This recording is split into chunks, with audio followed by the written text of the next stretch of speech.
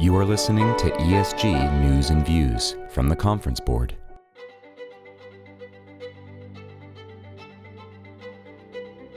Hello and welcome to ESG News and Views.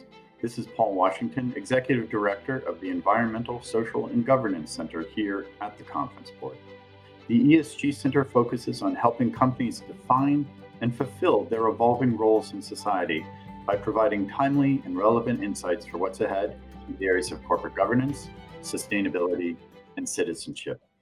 In today's podcast, we're going to talk about corporate political activity, which is a broad subject that's often misunderstood.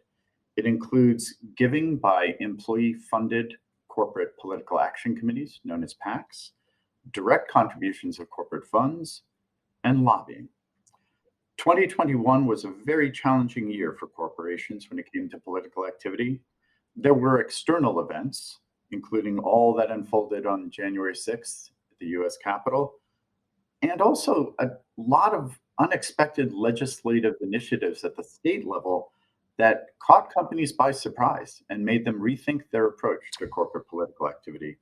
Those events were coupled with a heightened level of scrutiny that we've never seen before from employees, mainstream and social media, and even internally from senior management and board members.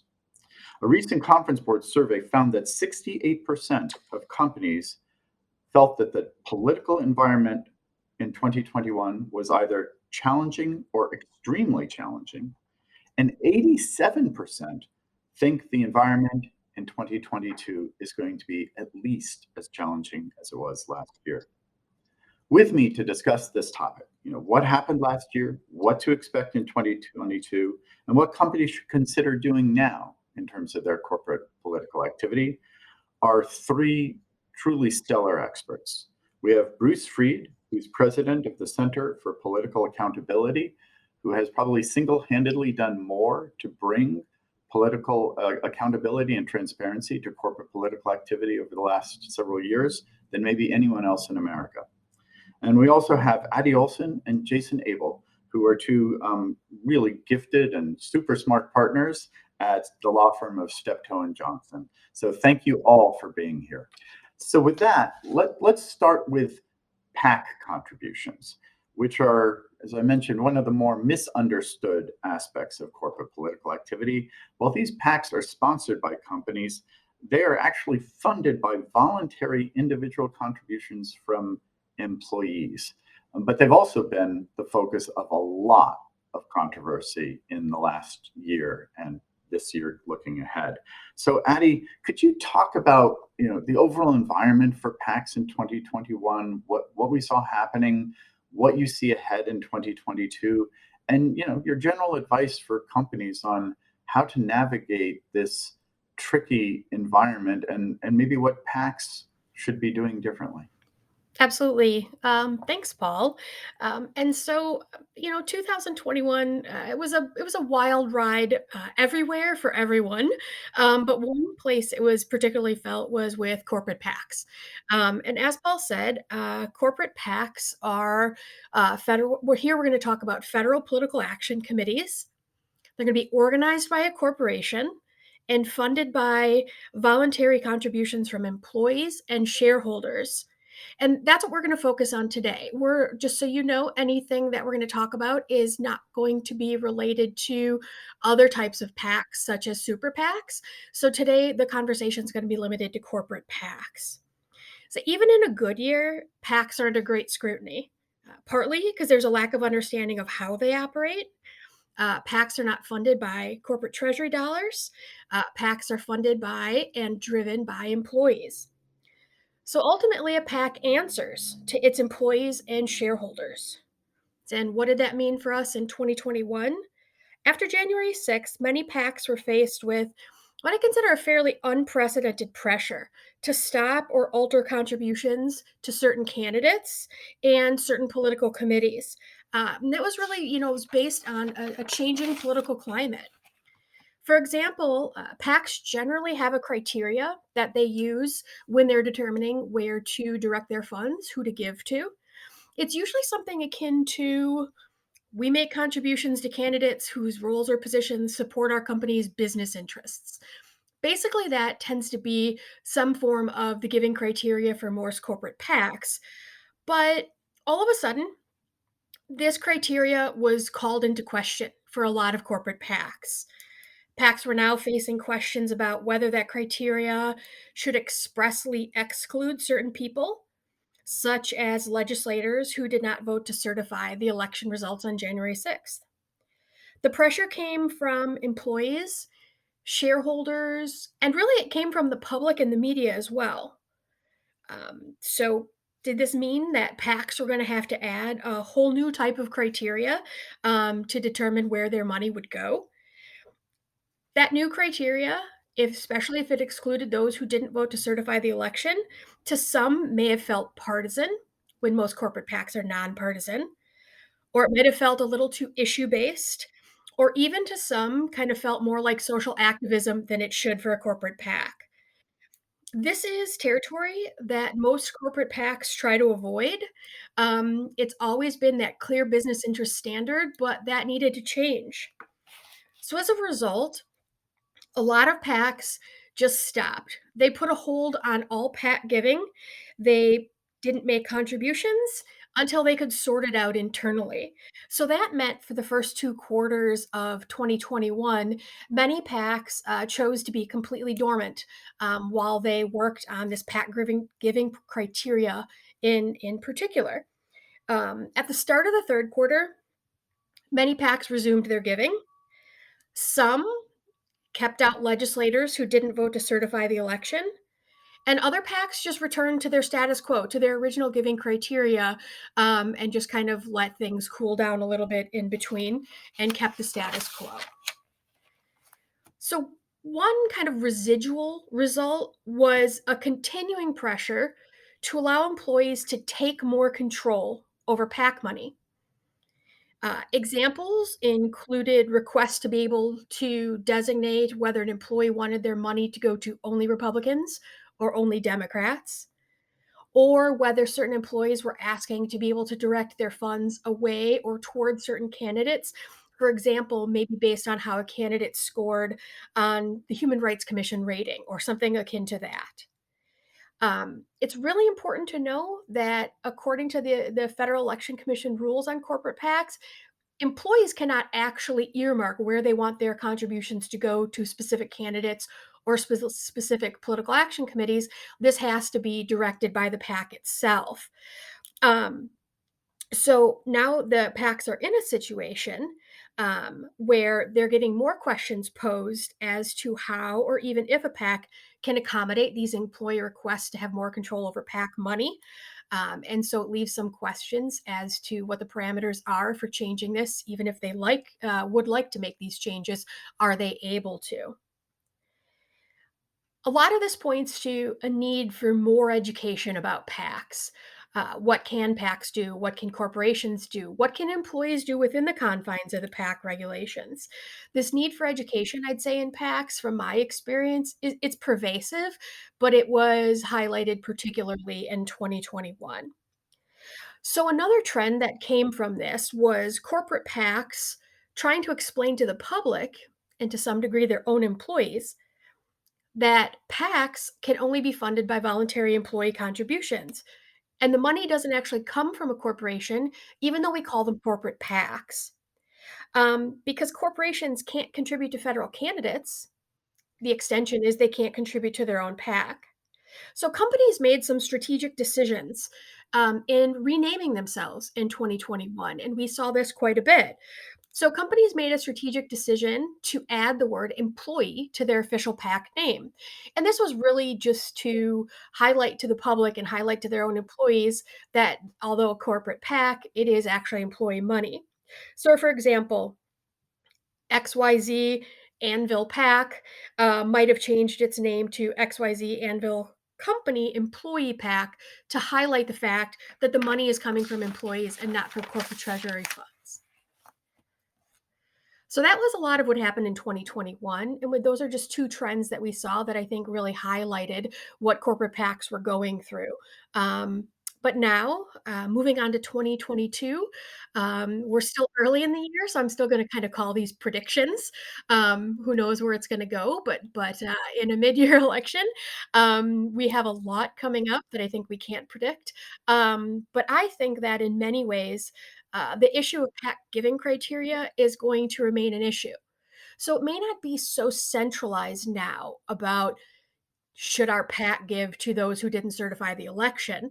I think the concern is going to be even broader in 2022. Um, so I predict that in order for PACs to be sustainable and to continue to receive employee contributions, particularly from younger employees, PACs are going to be forced to face this head on now.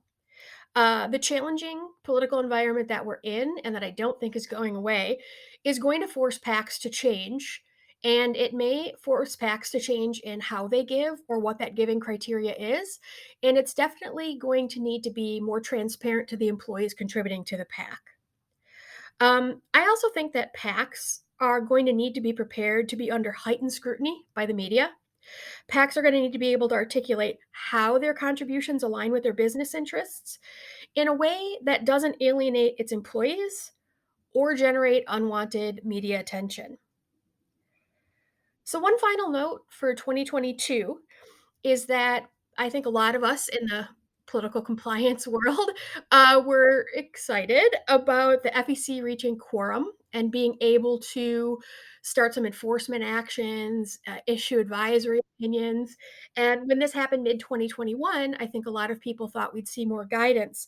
But last week, we saw the announcement that one of the FEC commissioners is actually resigning, and we will go without quorum again, and hopefully that position is filled rapidly. The commissioner who's stepping down was actually an independent, and he's stepping down. And a Democrat should be appointed in the position, because the FEC commission can only have 6 seats, no more than 3 Republican or Democrat. So I think that that's something that a lot of us are going to be waiting on to get more advice during this midterm election period. So finally, what is my takeaway for corporate executives and board members? Um, I mean, for lack of a better term, you're going to need to modernize your PAC. You need to attract the next generation of employees to fund that PAC, to sustain or grow this critical tool in your government affairs toolbox.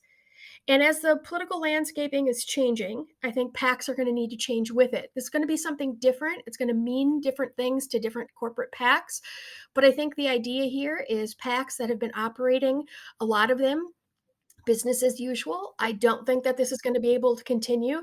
And otherwise, PACs are going to start losing their funding if they don't start addressing younger people who need to start giving to the PAC as people retire, and understanding that there is a generational push for the PAC to perhaps change that giving criteria.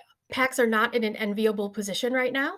I think the way companies have crafted their mission statements may not exactly work when you try to translate that into PAC criteria, like you're saying.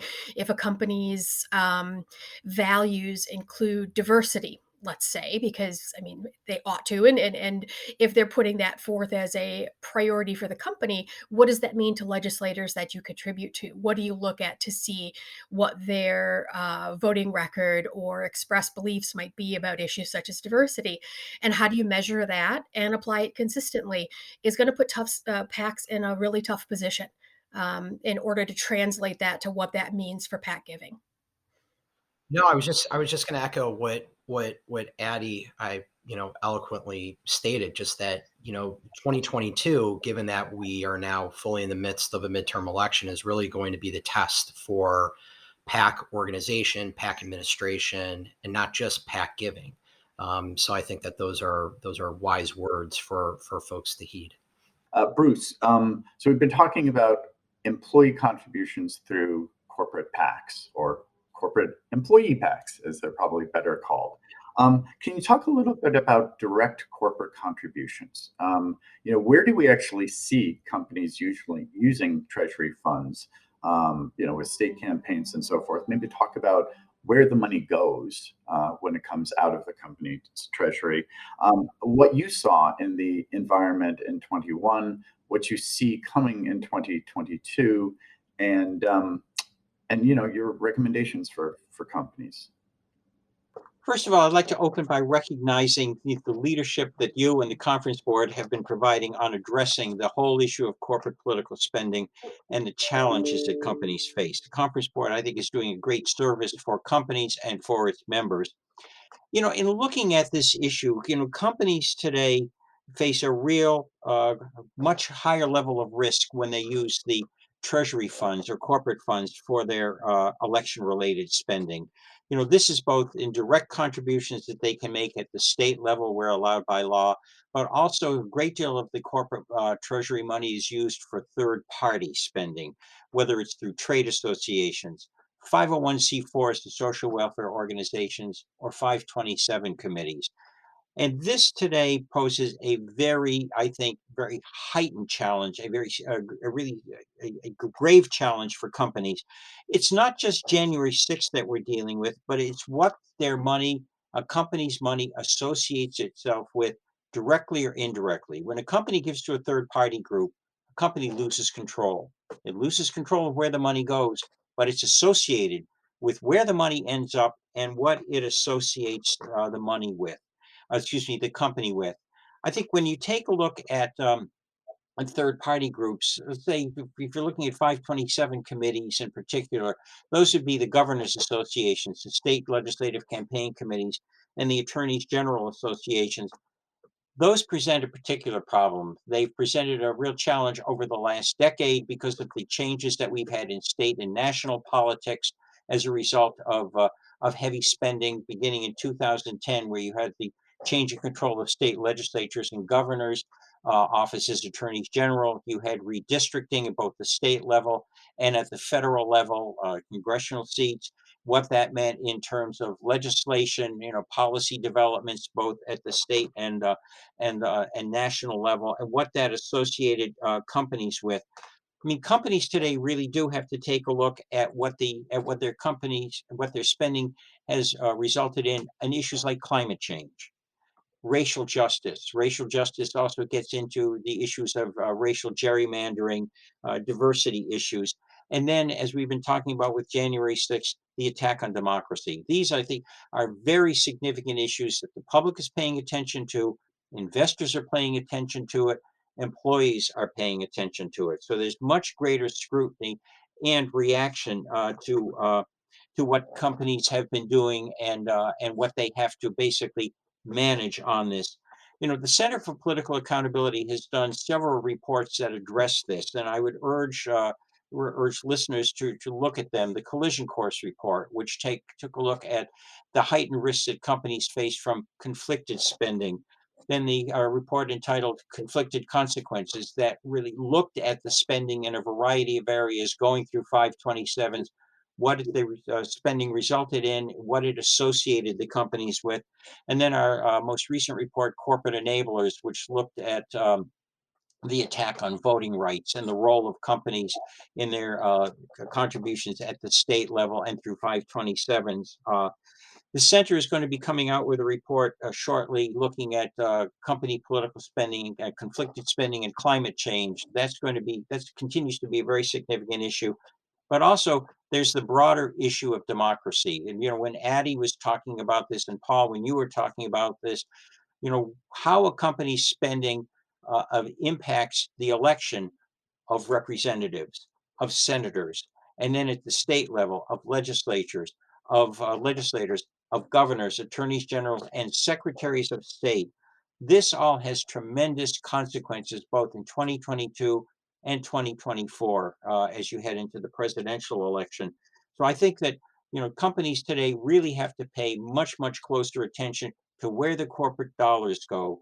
And let me just add one final thing. When you take a look at the extent of the spending, the research that the center has done on 527s has shown that it's corporate money, treasury money, that was the dominant source of money to the 527s over the last decade. Our research showed that 44% of the $1.7 billion raised by the 527s, again, the governors associations, state legislative campaign committees, and attorneys general associations, came from public companies and their trade associations. And when you take a look at the money that has gone to the 527s of one party, the figure can get up to over half, or in some cases, 60%. The reason why I raise that is that that dominant source of funding associates the company with outcomes. And when a company is associated with outcomes, it has to grapple with the risks that those pose. So I hope that gives you a good sense of the challenges that companies face at the state level and the challenges, and federal level, and the challenges that they face when they're using Treasury money, and the need to really approach it much more carefully and with strict policies to help govern what they do.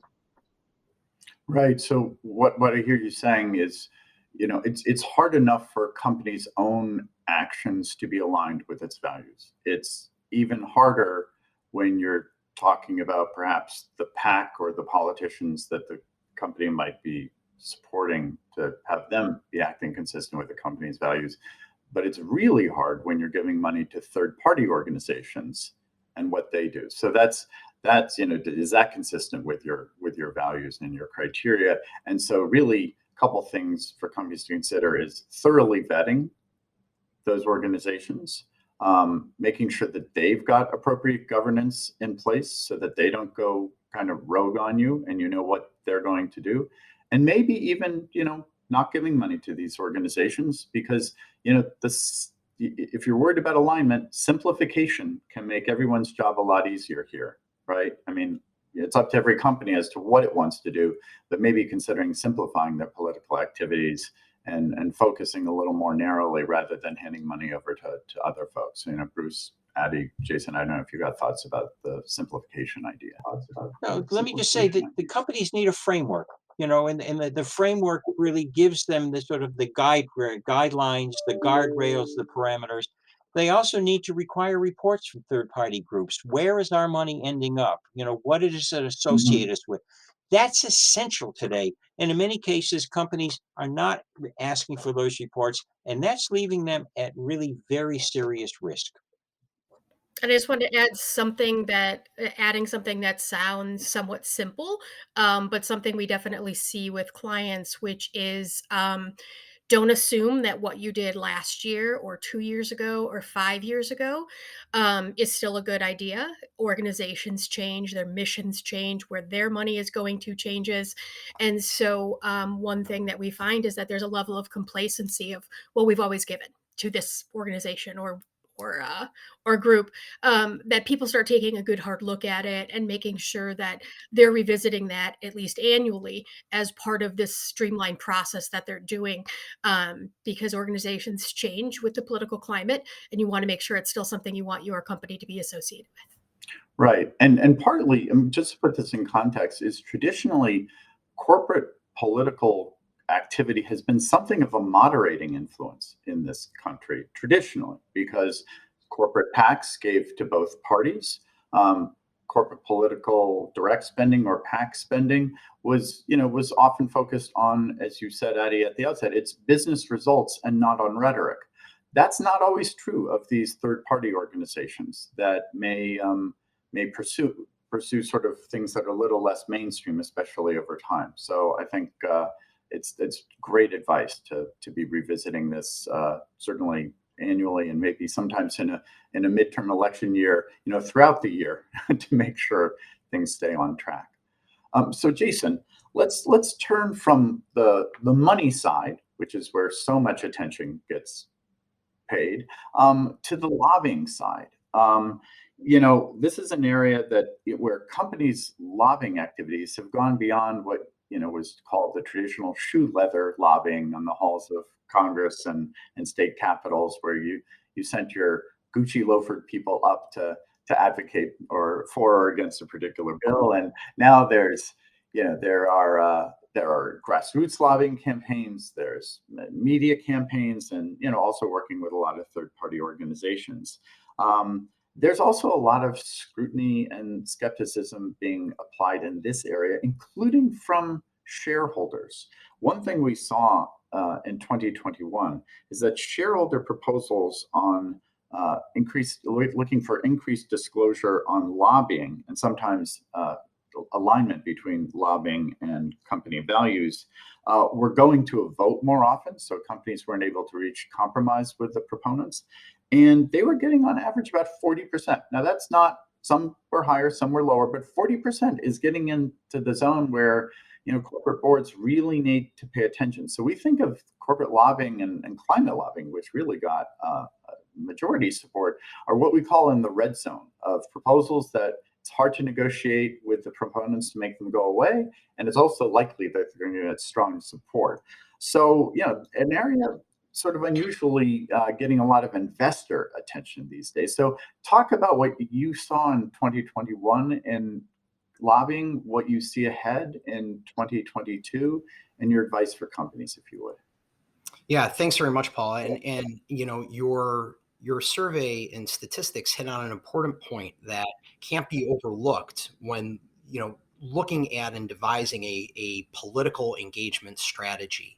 You cannot just look at campaign giving or the election sphere. The lobbying sphere is extraordinarily important, not just to advance the corporate goals, but also to be responsible to, as you mentioned, company values and shareholder requests.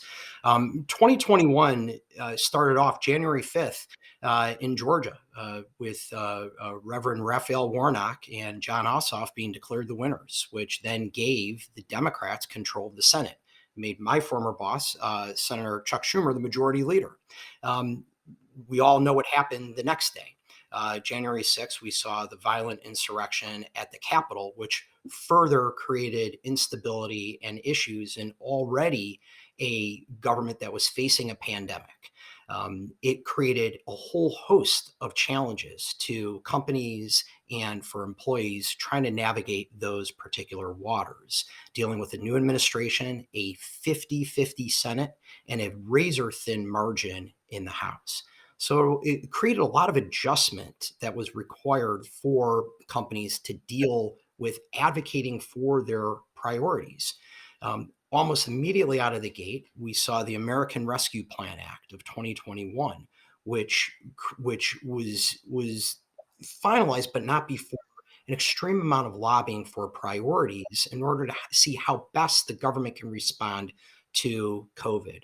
Throughout the year, there was advocacy for the bipartisan infrastructure bill, and then the Build Back Better bill, which is still ongoing. And all the while, lobbyists and companies were advocating in still a new order, where Zoom meetings with staffers and members became the norm as opposed to actually being on the Hill. Also, challenges that were faced include dealing with understanding the rules of the Senate. Additionally, many companies were dealing with the Lobbying Disclosure Act for the first time. Many organizations that were used to worrying about the tax definition of lobbying and reporting under the IRC rules of lobbying now had to learn a whole new regime, that being the Lobbying Disclosure Act, and think about quarterly reporting and semi-annual reporting, calculating lobbying expenses. While all this was going on, companies still had to keep their eyes on the states and what was going on in the states. Particularly, we saw a lot of issues related to voting rights and racial justice in the states. And companies some felt obligated, some felt that they were being pressured into supporting or opposing, more likely the latter, opposing some of these state restrictions on voting rights. So as 2021 ended, 2022, now as Bruce, Adie, and you, Paul, mentioned, we're now fully in an election year. The election cycles never end, but now we have Congress and states working in an election year. The Build Back Better bill is still somewhat alive, although remains to be seen what form it will take. But you mentioned climate legislation, climate proposals. That's going to be a central part of any Build Back Better proposal. Additionally, state efforts with respect to voting rights are still live and at the forefront of advocacy efforts.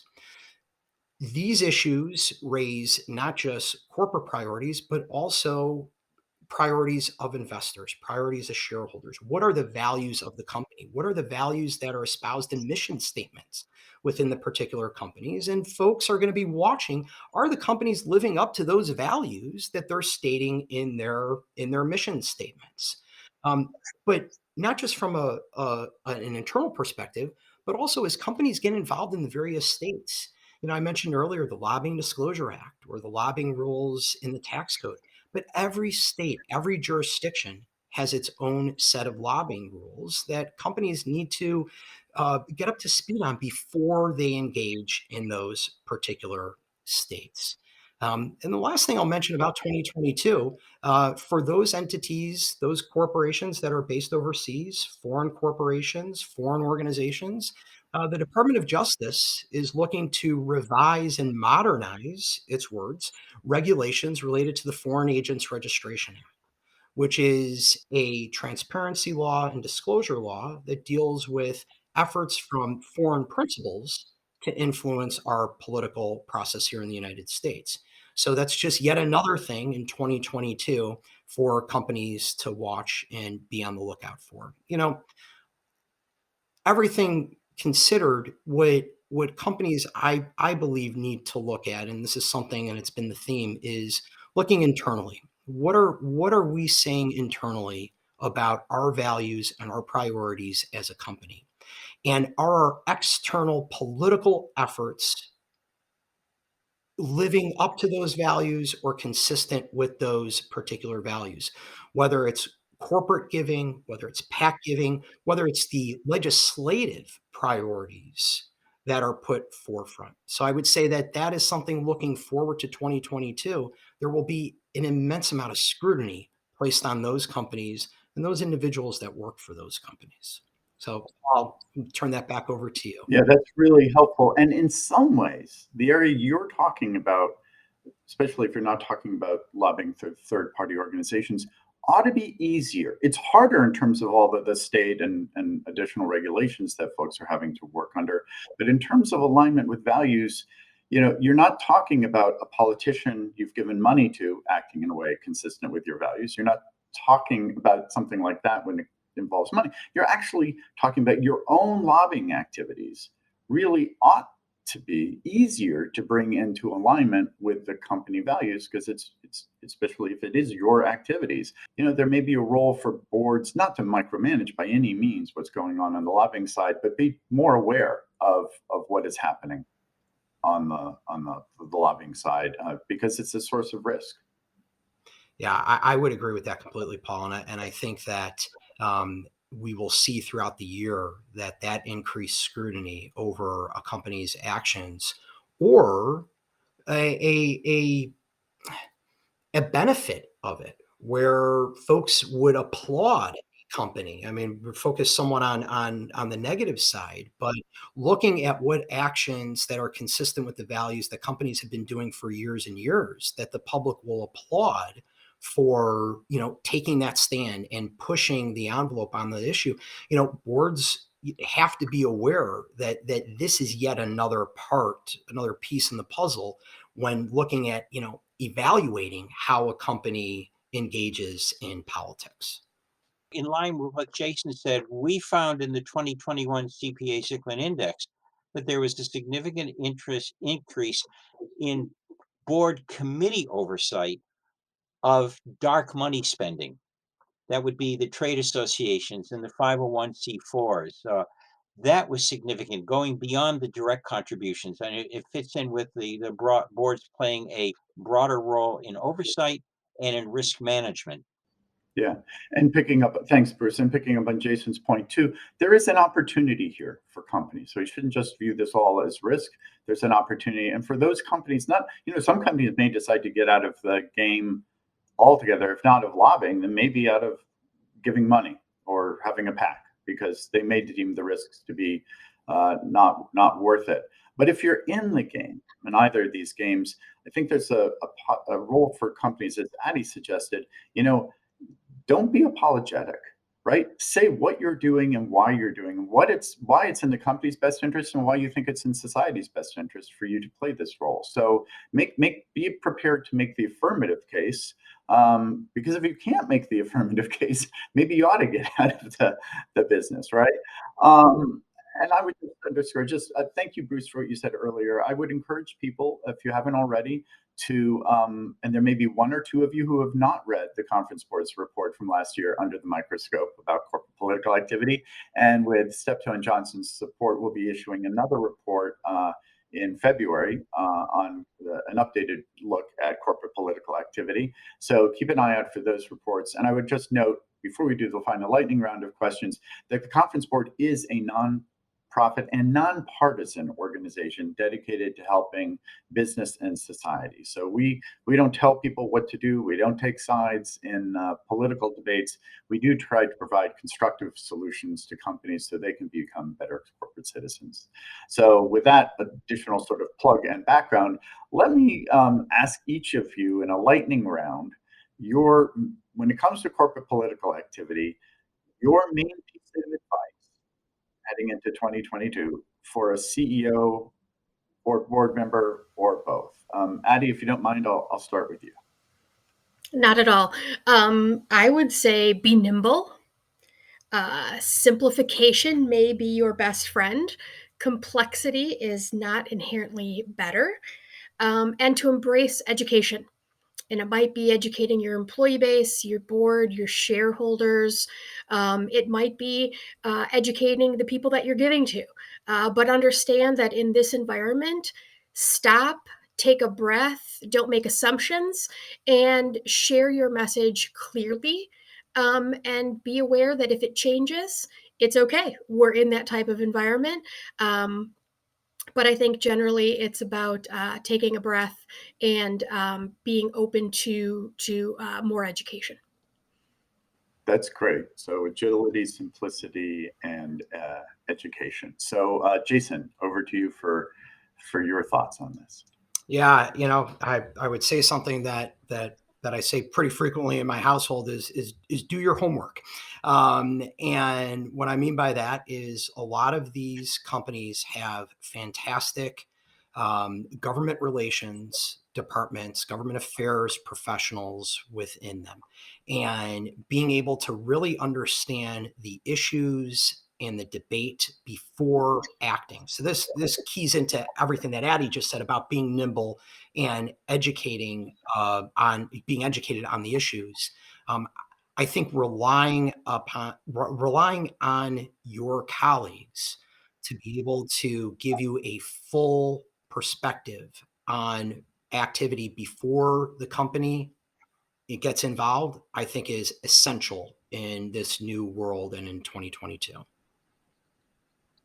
That's great. So be informed both before you get involved, but also be informed before you change course, right? I mean, I think that's also, and you got to balance that with the need to be nimble and flexible. Sometimes what's always, and I believe Adie and Bruce said, I mean, sometimes the way things have always been done might not work in 2022 and beyond. And it might cause, a different course, and understanding that beforehand is very important. Yeah, because you'll be perhaps expected to live up to that, So don't make statements you can't live up to. So Bruce, why don't you bring it home? Your main piece of advice for a CEO or board member or both? It's going to be very simple. Adopt and adhere to the CPA Wharton-Zicklin Model Code of Conduct for Corporate Political Spending. And the reason why I say that is that it provides a framework for companies to approach and manage their political spending. It lays out, the broader societal obligations and responsibilities that a company really should be paying close attention to, the responsibilities and obligations as a participant in the democratic process, and ethical considerations. Because as we've discussed, all of these are very important today for investors, for employees, for the general public, for consumers. And given the type of, I would say, crisis that the country faces, and the role of companies, with their political spending and their political activity, in addressing this, that model code gives them that framework. The framework is essential. Thank you so much. And thank you all. And I really appreciate everything that everyone said today, and also the way you said it. I mean, in highly charged and partisan environment that we're all living in, it's really nice to have such a thoughtful, civilized, cordial discussion about the challenges facing companies and some of the opportunities and what they ought to do. So thank you for contributing and shedding a lot more light than heat on this topic of corporate political activity. For those of you listening, thank you so much for joining us. You can find the reports that were mentioned today on this podcast's webpage, along with other relevant resources. This has been ESG News and Views from the Conference Board.